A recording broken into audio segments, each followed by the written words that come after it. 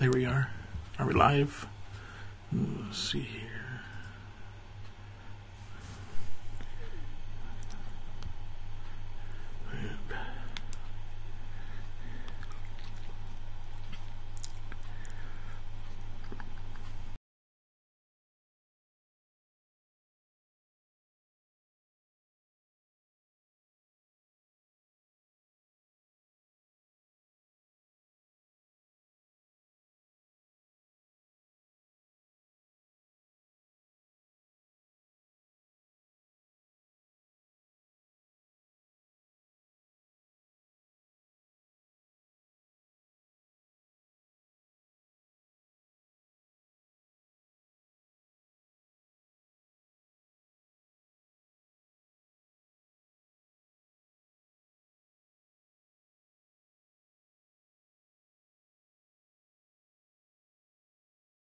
Team going OT, home team, yeah, home team going OT, home team going OT.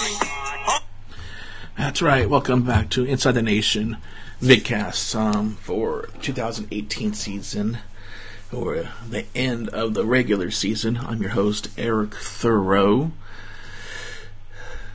and basically we have some bad news. Bad news is we've come to the end of the regular season. We have 1 weekend left.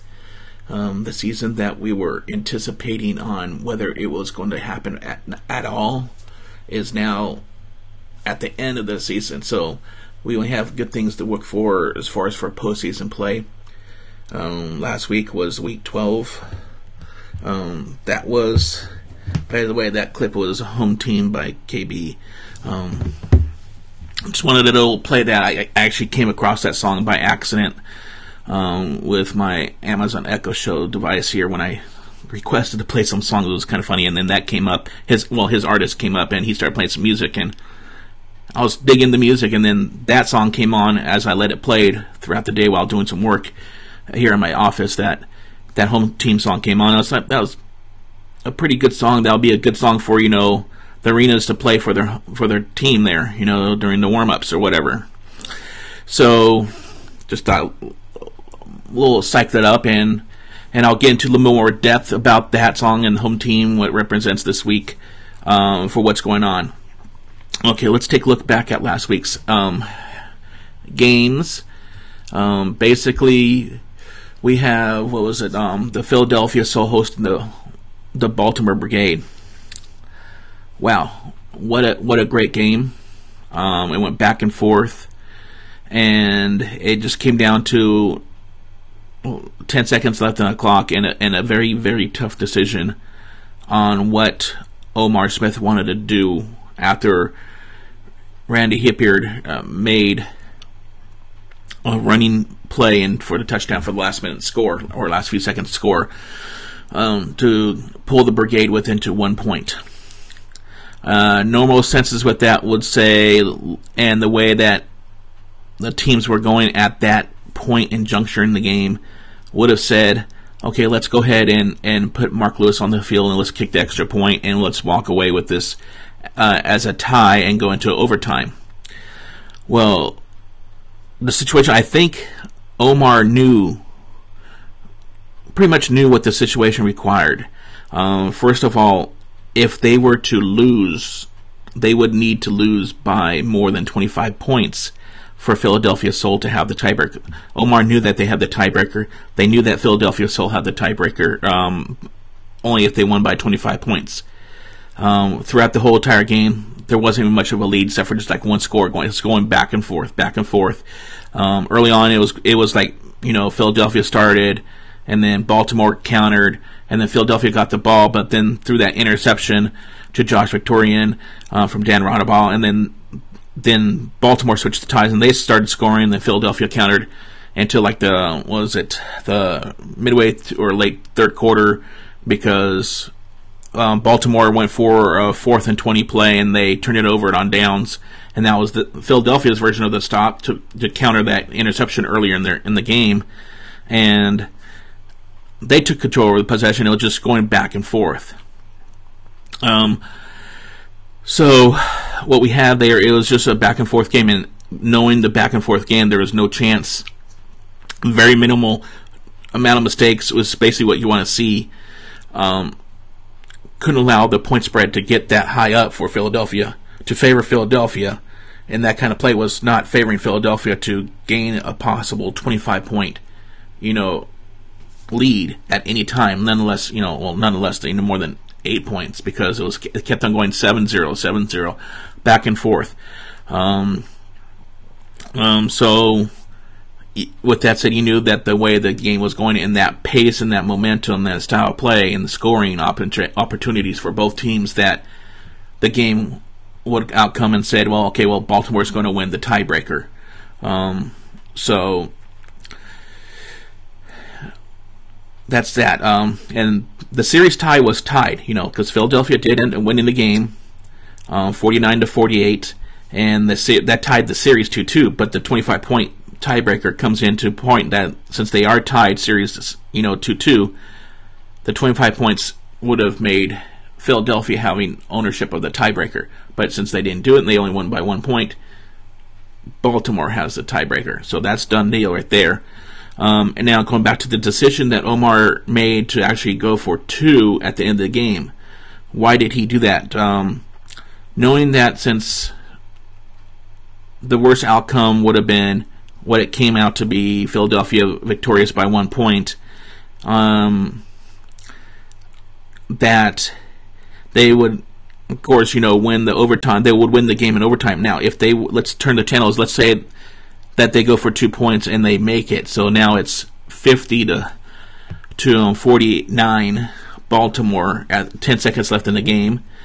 The play call, they probably would have kicked it deep, like they did. Or no, actually they tried to onside kick it initially, but they would have kicked it deep, and then Philadelphia probably would have had maybe 5 to 4 seconds left to make a play or something like that.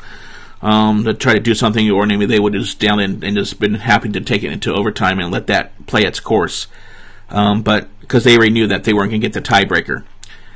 But yet, going for the 2 point, okay, if they go to 2 point conversion, and let's say it goes and they win the game, Baltimore ended up winning the game by 1 point. Then what that does, it puts them into a situation to where they can more easily still get the number 1 position as being a whole 1 game ahead of Albany. And they couldn't have clinched it, because if they would have been 1 whole game of Albany as of like today, as of this live stream, Albany would allow, if Albany would lose this upcoming week against Philadelphia, hosting Philadelphia, and Baltimore still loses to Washington for whatever reason in DC, Baltimore would have still had that one gap, and 1 game gap, and they would have won the number 1 seed in the league. Now let's turn the tides. If Albany would have won and Baltimore still would have won, there's that still one game gap. But now if Albany wins and Baltimore loses, the record goes back to down being tied like it actually is right now, and that's how the season would have ended, tied record. But then Albany owns the point total difference on the tide, because as it stands right now, the series is tied 2-2. Each team has won 2 games apiece, and Albany has the 9-point favorite on that one. So Albany has the tiebreaker on that. So I could sort of see where Omar, knowing Omar, I've known him for years, basically since he was a rookie on the SaberCats, player as offensive specialist, which they don't have anymore. They don't have, not offensive specialist, he was a defensive specialist. Every now and then he would come in tough times, like in needs of injury or whatever, he'll come in and play a receiver for the Cats and catch some few balls from Mark Reeb. But yeah, he was mainly a defensive specialist when we had true arena football rules. Hopefully we could get back to those eventually and fade back as we're going the league. Let's progress back to being true arena football and not bringing the outdoor rules inside to the arenas like it has been. But yeah, so that's the mindset where I'm thinking of if he's looking at that. But now, if you're going forward into this week, Philadelphia Soul. Well, let's hold up. Philadelphia Soul. Their mindset, they just want to win. A win, yeah, they go end up with a 3-way tie because Albany had win the day before in Washington, so are basically protecting their own, play, controlling their own destiny. Washington is basically out of the picture. They're just going to be number 4, and they're going to play whoever's number 1. That's how it's going to be. So what I see is that Philadelphia wins. Of course, they want to win in front of their home crowd. It's the last regular season home game. They had around 8,500 there for the game. I think it was like 8,532 or something like that. I have it on the attendance page over on Ninth Man Nation. I could probably take a look at that right now. I could take a look at the season in attendance records or holdings now that everybody's, they still have one more game in Washington, one more game in Albany. Let's see, week 12, Philadelphia. Yeah, it was 8,432 last week at the Wells Fargo Center. And just to make note of it, Washington had last week 5,044. People are saying they hardly see anything in Washington, but that's a pretty wide open, pretty big building, the way it's just viewed. And Washington tends to target and try to sell the so-called Bud Light zone, party zones at the end of the end zone. It's not good for camera, not good for marketing for teams. I think they need to concentrate on selling tickets and put people in the seats first, and then having the party zones being like the overflow. But then also with Washington, there's a lot of people out here that stay in like the arena club area where the restaurants and bars are within the arena confines, and basically stay there and drink and have food and watch the game basically on the closed circuit TV they have within the arena. So nobody really goes out to the seats, which is another bad thing. So yeah, because sponsorships want to see their see an audience, and want to see an audience be able to see their brand. So that's going to be making it tough to see how they get national sponsors for next season with this kind of attendance and the way that it looks at both Washington and Baltimore being the lowest guys on the totem pole for the attendance. So now going to the playoff scenario. I have posted on social media. I went and I broke it down step by step. I posted it on Instagram stories, Instagram feed, Twitter, Google Plus page, and also on the Facebook page of Ninth Man Nation. The scenario of what can happen. So basically, if you look at here we are, right here. It's our user handle at Ninth Man Nation. That's our user handle for social media. I'm going to go create the graphics here. So here's the a breakdown for playoff 1. This is what I got. If the Albany Empire win, okay, if they beat the Philadelphia Soul at home this weekend, they will win the number 1 seed no matter what. So like I said, basically, with Philadelphia beating Baltimore last week, that actually helped the Empire, because now they truly do control their own destiny as far as for playoff seeds, and of course the playoff matchups too when we get to that later on in the stream. So if Albany Empire wins, they win the number 1 seed no matter what happens to the Brigade Valor game earlier. Of course, we would already know by the time the Empire and Soul start kicking off for the game, we would already have the results of that game, because the Brigade Valor game starts really early, 12 noon Pacific time, and then 3 p.m. Eastern Daylight Time, which can be seen on Facebook Watch. So, and the standings would be the Albany Empire 8-4, Baltimore Brigade 8-4 or 7-5, depending on their outcome. Philadelphia Soul would have lost that game to Albany, so they would go down to 7-5, and then Washington Valor 1-11 or 2-10. So basically, Albany would be the number 1 seed, Baltimore would be number 2, Philadelphia Soul number 3, and Washington Valor.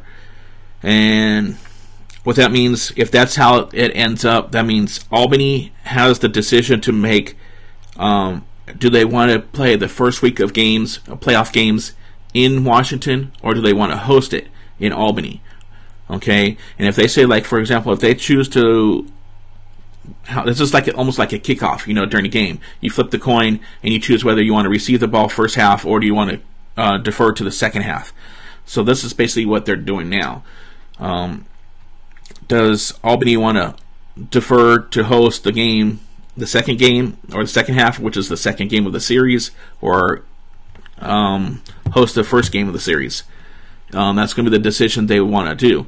So this is a 1-on-1 series. So basically, it's almost like the records are now going to be erased after this week's game. Everybody's going to be 0-0, 0-0, and they're going to have a chance on a 2-game series. So it's a home-and-home series thing. The point to be to go down to Washington or to have Washington come to you. That's the decision that the organization will have to make. I'm sure they've already predicted that way out. They probably predicted their way of picking if they pick number 1. Doesn't matter who they play, if they're the number 1 seed or if they could. Let's see if they can become the number 2 seed. Yeah, they can become the number 2 seed if Philadelphia Soul win and the Brigade lose. They'll become the number 2 seed. So I'm sure with just those 2 top seeds, they're just deciding, okay, who do we want to go? They'll either go down to Washington and play them if they're the number 1 seed, or they'll go down to Baltimore and play them if they're the number 2 seed. So that's the decision that they'll have to make, and I'm sure they've already put those 2 scenarios in play, and they already probably made their decision just in case. And then the same with like the Philadelphia Soul. If they finish number 1, they have their decision. They'll be playing Baltimore, and if they finish number 2, they'll go back to playing Albany. So, but what it will take for them to finish number 2 is that if both the Soul and Brigade win this weekend, then they'll finish number 2. Albany will drop down to number 3. Baltimore will be number 1. So if Philadelphia Soul win this weekend and the Brigade win this weekend, then basically we could just have like a repeat of this weekend again for scheduled games, at least for the teams. But like I said, it's up in there. That's the scenarios going on. So Albany has their own destiny. They control it. If they want to be the number 1 seed going to the playoffs, basically win this game against Philadelphia. You don't have to worry about point spread. Okay, there's no worries about point spread at all, tiebreakers or anything for any of the games. Okay, so we don't have to worry about that. It's just straight out win, victory, because Albany wins. They're 1 record ahead, 1 win, loss. 1 game ahead of Philadelphia. Okay, so and since Albany already has the tiebreaker, it doesn't matter if Baltimore wins to keep tied with Philadelphia or with Albany, or loses, and then they also are a record down. So basically, don't worry about the tiebreakers. The records are as they are. It's just basically like as if they're 0-0. There's a 3-way tie at 0-0 starting the season, between a 3-team season or a game. So that's basically where we're at. For a playoff scenario. I hope I'm able to clear that up a little bit. If I could break down, basically just go to the Instagram, my most recent Instagram posting, I believe it was. The story is already gone because it's 24 hours gone, but I'll probably post it again at this live stream over on Facebook. I'll post a story over on Instagram stories for the next 24 hours, but you can go to the Facebook page. It's probably a good thing too, because if you're over there, especially if you go there on Thursday, at 4 p.m. Pacific Daylight Time, 7 p.m. Eastern Daylight Time. You'll be able to catch our live Facebook Q&A, and you can, in the chats,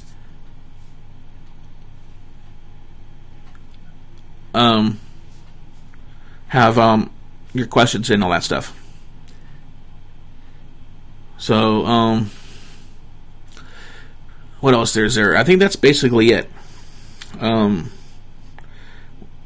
Now, the only thing I could think of for the playoffs is just the teams, you know, it's basically going to say that it's the battle to the Arena Bowl is going to be between the, you know, the top three, Baltimore, Albany, and Philly, and it's going to be between them. They came out with I guess they changed the playoff rule again, because I got an email from the league saying now, depending on who wins the 2-game series, it's not the higher seed. So, like, if Albany were to win their series with Washington, they would automatically host the Arena Bowl, because they had the overall better record than any else below them. My apologies for my phone going off. I should have that silent. They said that the 2 teams left, the record doesn't matter, but the teams who have the team that has the best home attendance out of the 2 teams left would host the Arena Bowl. I could sort of see why that would come into play, because from a TV standpoint, you want to be able to see a Arena Bowl with huge crowds, and I think they changed the last second for that reason, because due to poor crowds. So, but in that same place, you're taking away a chance for whether it be Washington to host it if they were to, you know, somehow go through the playoffs and win both of the games of the playoffs, and then, you know, I don't think actually Washington couldn't host it because they're number 4 seed, so they would be out of it anyways with the lowest record. But let's say Baltimore, for example, they didn't fare well in the attendance, you know, stats this year at all.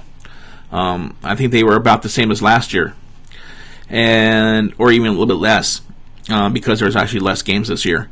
But let's say Baltimore were to win their games outright and then host. It would be either Philadelphia or Washington. Okay, if Baltimore's playing Philadelphia, can't be, so it'd be most likely. Yeah, I guess it could be Washington or Philly. Well, whatever. Let's just say that Baltimore is in the Arena Bowl, okay, and they're the team that at the time has the better record. Okay, you're going to take a championship game away from the home team just because they have poor attendance. That's bad, because what happens if, even though this is the last game of the year and this is like the biggest game of the year, what happens if this one game does light a spark under the city of Baltimore's butt? You know, I don't want to be blunt about this, but there has really been no true marketing in that city. I have friends that live out there. I have a friend that's out here now for the local TV station that used to be a TV reporter out there, and he never heard of the Baltimore Brigade, and he works for the media out there. He was, I think, the morning show anchor out there for one of the stations out there, and basically they don't talk about it because there's no marketing, there's nothing being done. From what I was seeing, and if you see the live streams that you can see that are being streamed from the Monumental Sports Network guys, they're all internal. All they do is promote themselves, even when it's a Baltimore game, and they're supposed to be devices. That's what they said when they announced the launch of the Brigade organization 2 years ago now. That they're going to run the team separately, but there's been no clue of that. They run the Brigade, and then they fill in the time between, you know, TV timeouts or whatever, radio timeouts or whatever, media timeouts on the broadcast through Washington stuff. You know, and there's been a lot of times where this last game against Philadelphia that they called the Brigade the Valor. It shows almost there's no respect, you know, for the teams. I'm surprised that we see that they did bring back the mascot for the Valor. That may have been the only time they've showed it on the stream on MSN, their mascot for the last couple weeks. But there's been no showing of that during the regular season. And they don't have dance teams. Baltimore and Washington discontinued their dance team programs, so the girls are no longer with the teams, which could be added, visibility for the team and the marketing. So it's just a bad thing to happen when you're trying to be one of the premier ownership groups in the league, and yet you're not doing anything to get out and advertise. I've gone through this rambling before, but it just needs to be done. And then you have a chance to host the championship of your league in one of the cities that may need one of the most helps, or of luring fans in there from a credibility standpoint. But yet you're not going to do it because they don't have the higher attendance than the other team that they may be facing. I think that's just wrong. And that just shows sort of bad taste from a professional sports league standpoint. I believe that if the home team, the team that has the better record, wins the right to host the Arena Bowl, then they should host it.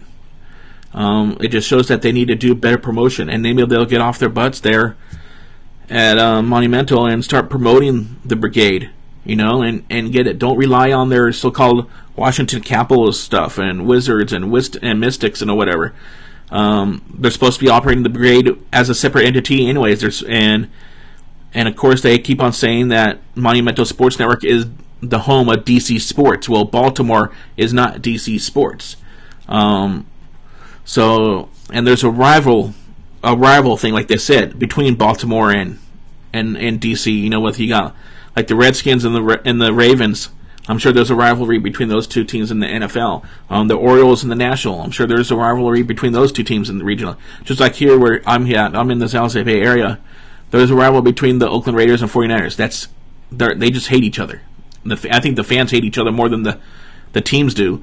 And then there's a rivalry. There's a lighter but truer rivalry between the Oakland A's and the San Francisco Giants. And they're within the same. It's basically like the same kind of picture that you have over there in the DMV.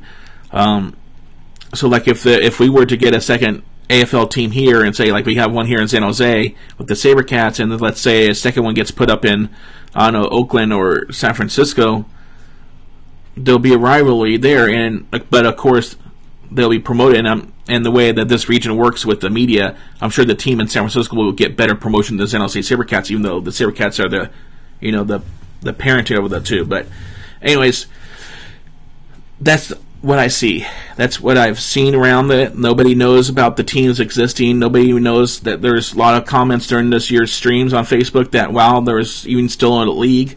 Nobody knows that the league still exists. Lot better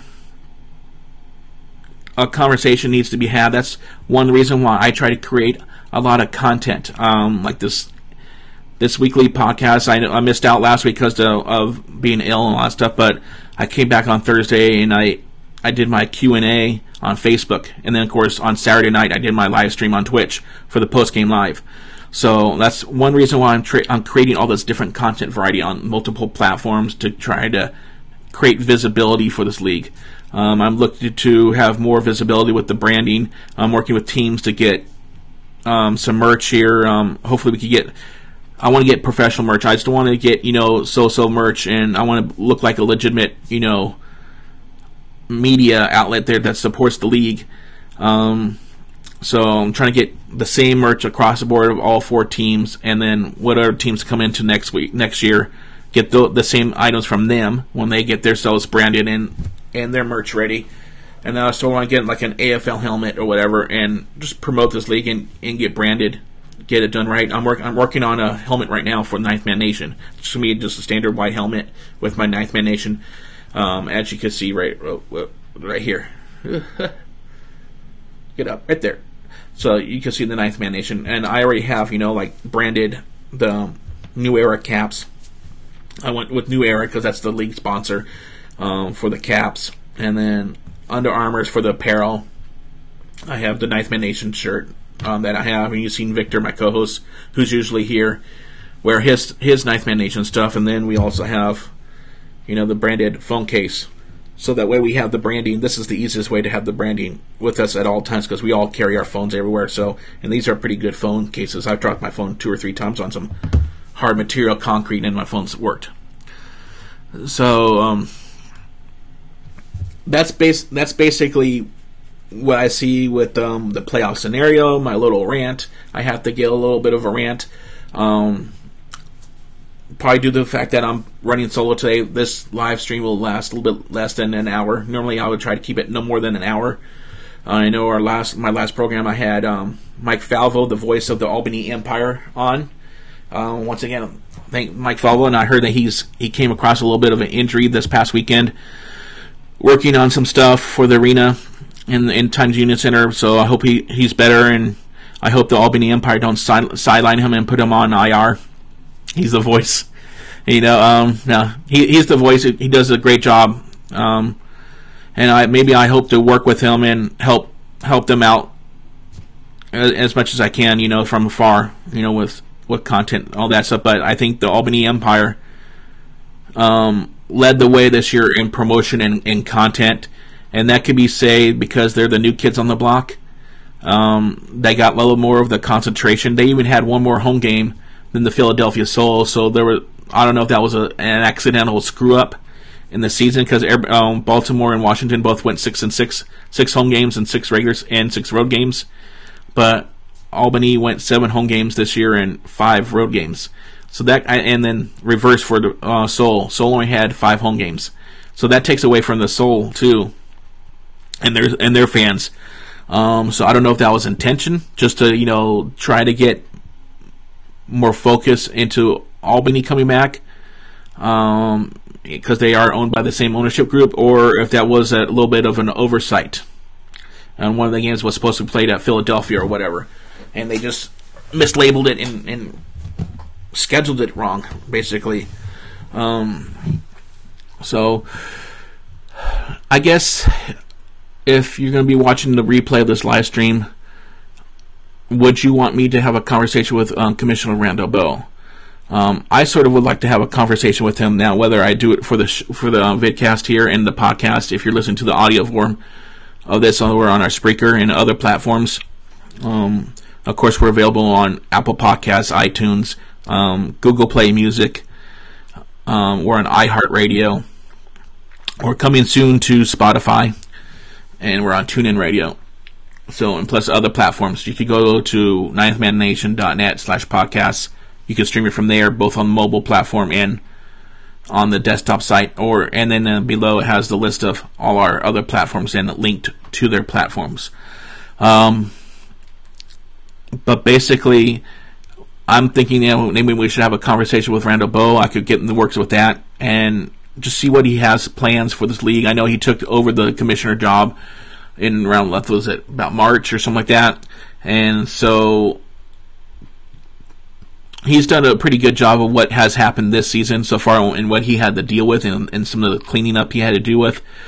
But let's see what he has to announce. Maybe I think at the Arena Bowl he's going to announce some stuff. I hope one of them is that he announces the return of the Hall of Fame. That's what my big thing. I hope he has plans to making some rule changes to the league play, of going back to Ironman, bringing this back to the unique Arena Football League that it was, and make it different from the outdoor games. Make it two-way play for the players.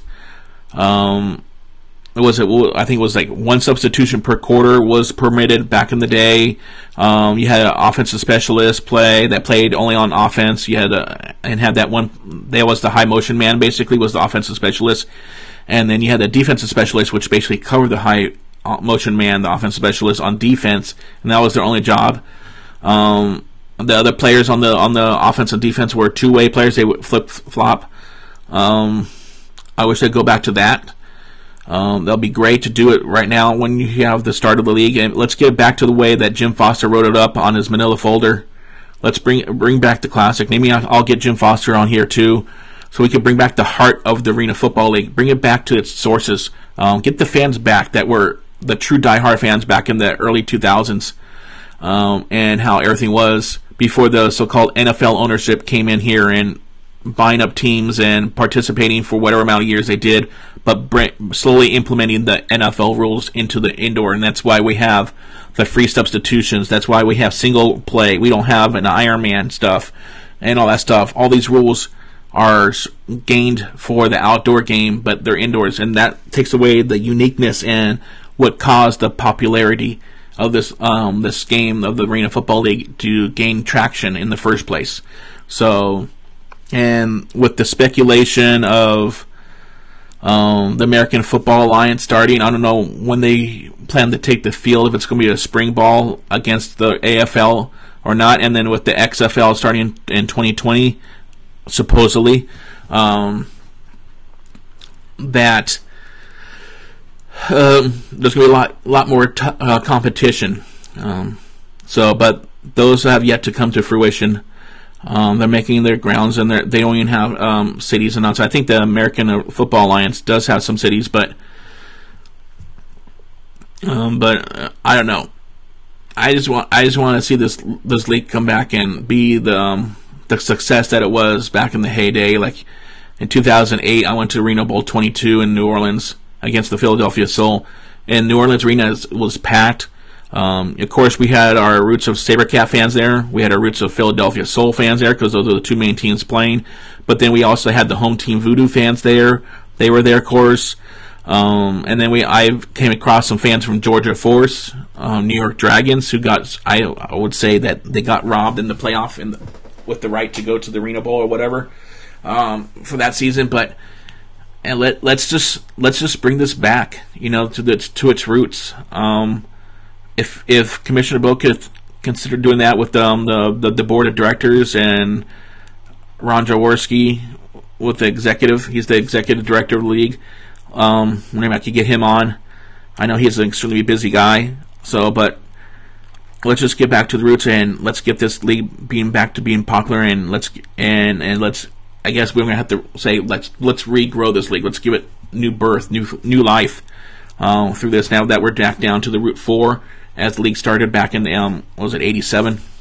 So that's what I say. That's what I rant. And it's just all about gaining popularity and hoping the league market itself, make use of its. They need to be more active on a day-to-day basis, always creating content on their social media platform, not just waiting for a day or two before game time and then game day itself to be active on their social media. They need to be active like right now, like Tuesday, or even like yesterday or Monday. They need to be active, and not when the big news drops, like news of when Dan Rotteball came back or something. They need to be active for a lot of other things, just to create content. Create interaction with the fans that they have, their followers that they have on their social media sites. They need to be consistent, active across the board, not just on one platform. They need to be active on their Facebook page, on their Twitter account, on their Instagram. They need to redo their YouTube channel. They need to update some of the graphics on their YouTube channel and re-promote that their YouTube channel even exists.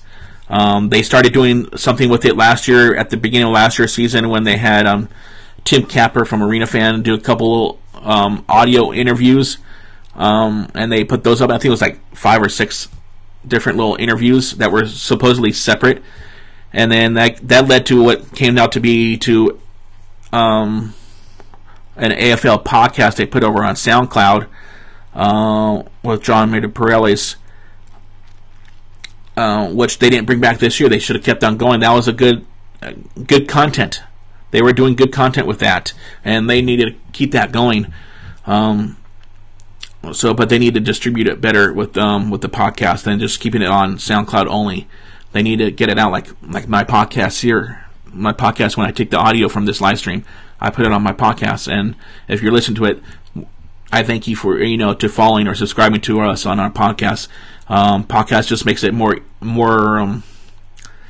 available and easy to digest the content of our shows.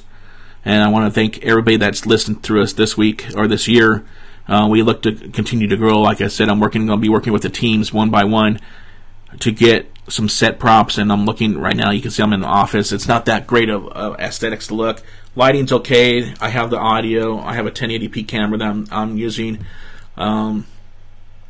So I need to better my internet connection for whatever reason. I do have high speed, and I'm supposed to have the greatest, but for whatever reason, it's not giving the pipe. So apparently, I might be streaming a little bit less than 1080p. I might be streaming at 720p HD, but I want to stream at 1080p minimal, which my camera can do. But I'm seeing the stats saying that the internet connection, is not fast enough for my upload speed.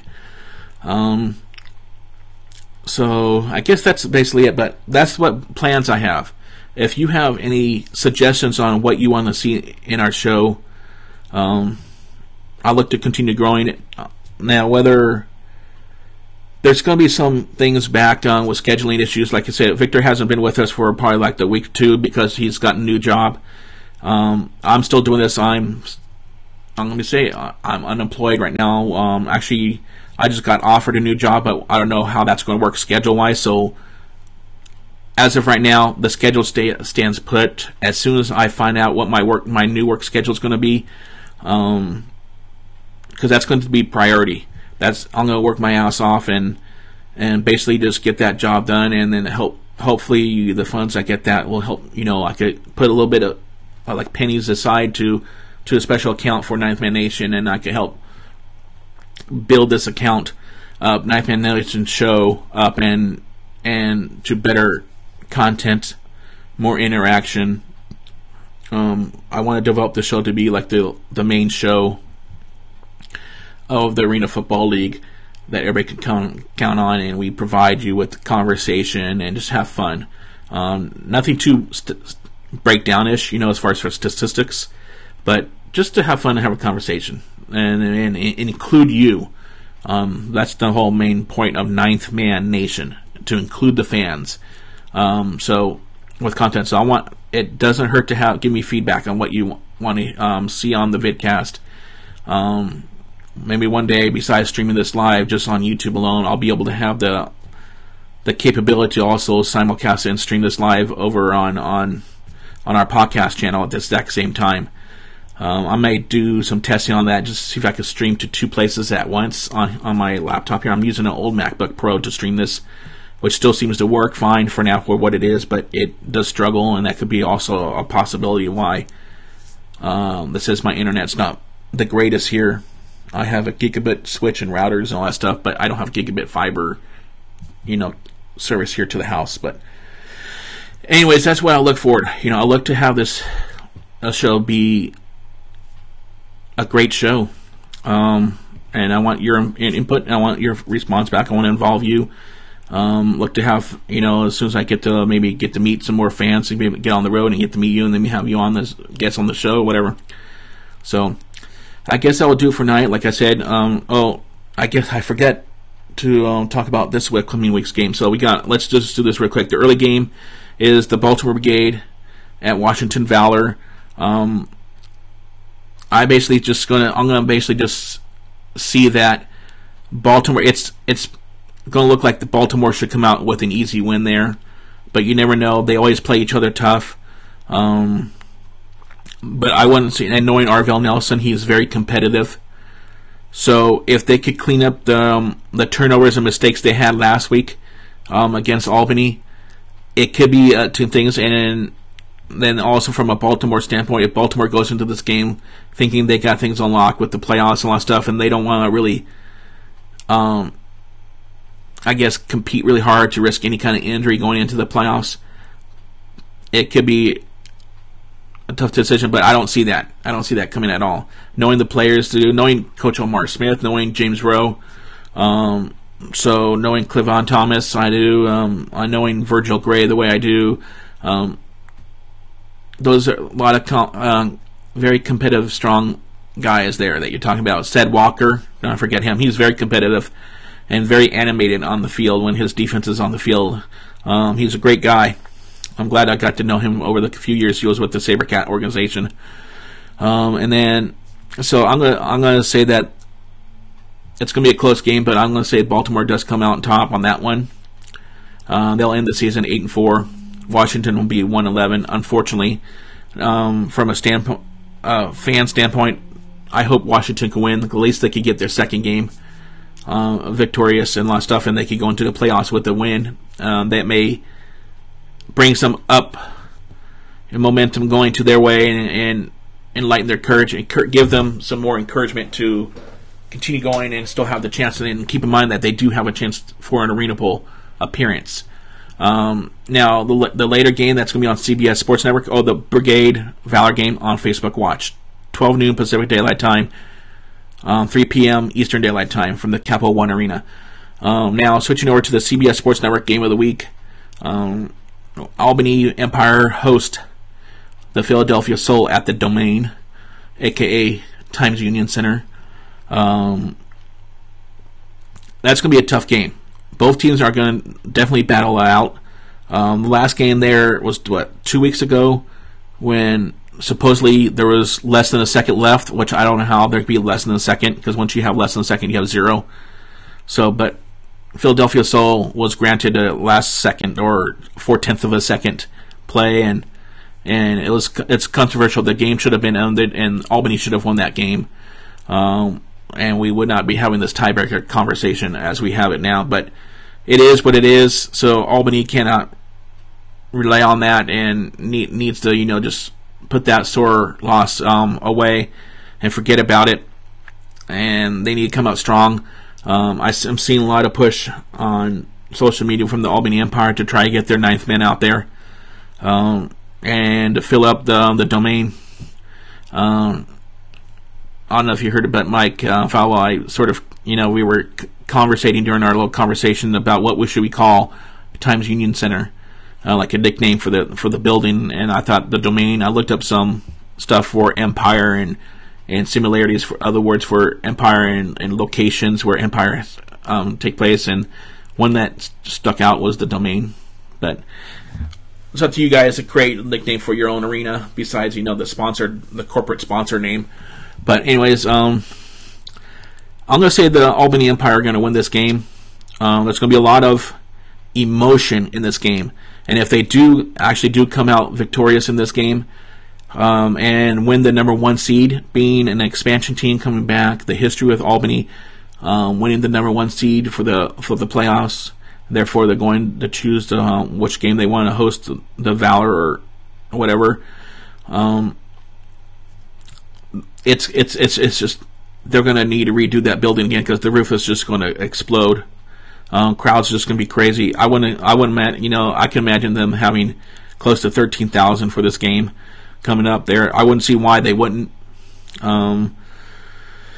So that's what I'm saying. I'm going to say Albany is going to win.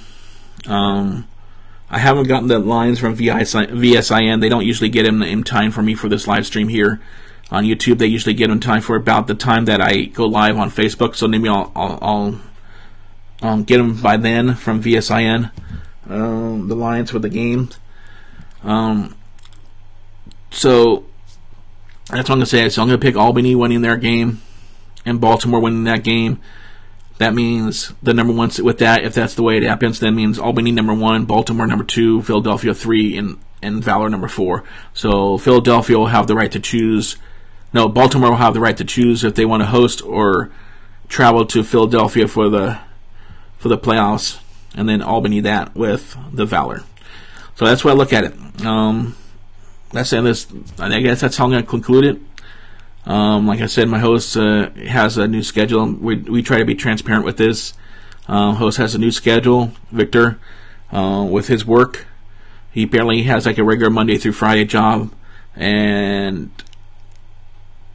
he basically gets off the time that I try to start this live stream. So if we start it any later, it may hurt the chances of being viewed. But I know that most of my views are actually on playback because I'm West Coast, so I try to get on the East Coast when people get home from work. But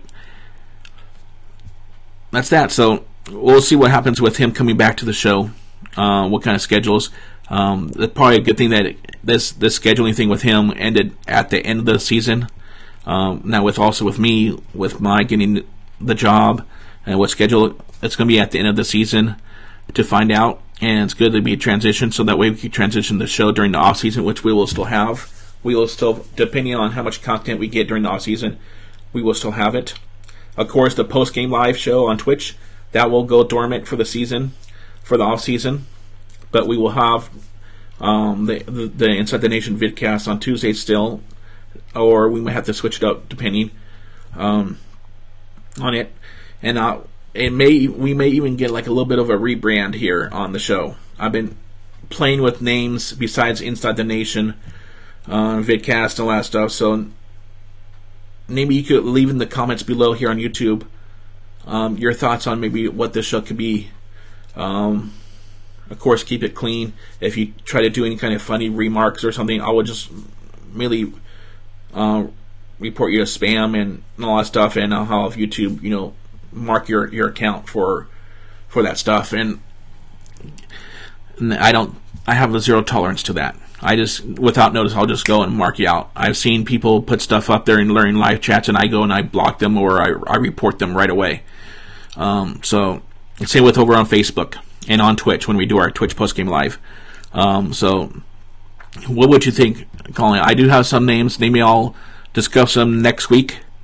But mainly going on, what do you think of the lower thirds, the temporary graphics? Of course, with the new name, we would have to come up with new graphics and all that stuff. I know I just now implemented them down here. Right here. Lower thirds.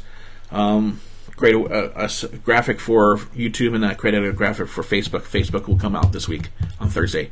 And I guess that's it. So I'm Eric Thurow, Ninth Man Nation. You can follow us, the user handle right there on the screen, at Ninth Man Nation, across the board. And I think from a branding standpoint also, I think we're going to make this announcement that we're going to, upon the conclusion of the season, we're going to basically just delete our Snapchat. I don't find any reason going on there. It's just not an interactive platform. With everything where you could chat back and forth and respond to posts and all that stuff. Unless between now and then Snapchat wants to take their game up and try to catch up to like the way Instagram is, and and how IGTV stories are coming up. We're going to also create content for IGTV. So maybe with that, we'll focus on IGTV more than doing snaps. And it just seems like Snapchat is a dying breed right now, because they just can't. They're not putting money in or coming up with new conceptual ideas. And a 10-second video, they can't even expand their video from 10 seconds to say 15 seconds, just to equivalent what the stories are over on Facebook stories, Facebook page stories, and Instagram stories. Those are 15-second videos. Snap's still 10 seconds. It's almost like they're the Vine of stories kind of thing. Vine had 6-second stories or video clips, which was bad. So in the first place.